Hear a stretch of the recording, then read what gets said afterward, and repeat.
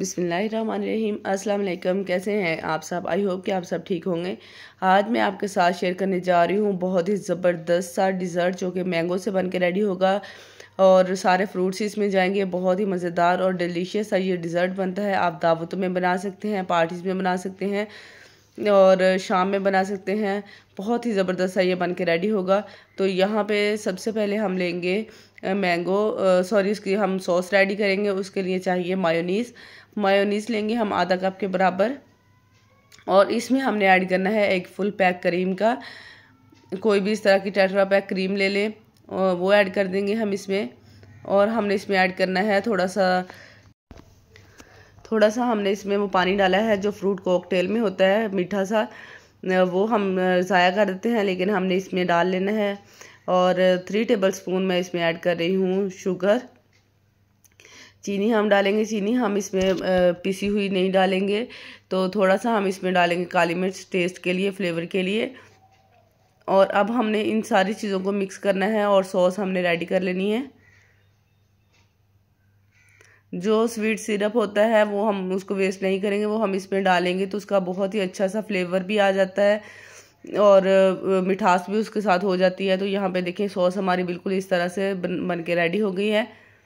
और अब हमने फ्रूट्स ले रहे हैं। यहाँ पे मैंने मैंगोस लिए थे, एप्पल लिए हैं, सबको इस तरह से कटिंग कर लिए। कटिंग हमने इसकी खूबसूरत सी रखनी है। और आड़ू लिए हैं, वो भी मैं इस तरह से काट लूँगी। और साथ ही हम इसमें डालेंगे बनानास कटिंग करके, वो भी हम इसमें ऐड कर लेंगे। इसमें हम ऐड करेंगे अंगूर, साफ़ करके वॉश करके हमने इसमें ऐड कर लेने हैं।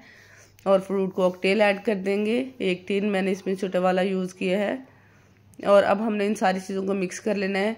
ये बहुत ही इजी और मज़ेदार सी फ्रूट चाट कह लें या फिर डिज़र्ट कह लें, बहुत ही ज़बरदस्त ये डिज़र्ट बन के रेडी होता है। क्योंकि इसमें मैंगो होता है तो मैंगो का आपको पता ही है, जिस चीज़ में भी डाल लें उसका टेस्ट जो है वो बहुत अच्छा हो जाता है। तो यहाँ पे सॉस जो थी वो मैंने इसमें ऐड कर दी है। अब हमने इसको मिक्स कर लेना है, बहुत अच्छी तरह से मिक्स कर लेंगे। और ये ज़बरदस्त सा हमारा डिज़र्ट बन के रेडी हो गया है। अगर आपको वीडियो अच्छी लग रही है तो वीडियो को लाइक ज़रूर कीजिएगा। चैनल पर नए हैं तो सब्सक्राइब लाजमी कीजिएगा। बहुत ही छोटी सी वीडियो है। तो अब हमने इसको सर्व कर लेना है, बर्तन में निकालेंगे और इसको ठंडा कर लेंगे। हमने ठंडा 1 से 2 घंटे के लिए इसको ठंडा होने के लिए फ्रिज में रखना है। बहुत ही मज़ेदार लगता है ठंडा ठंडा सा गर्मियों में।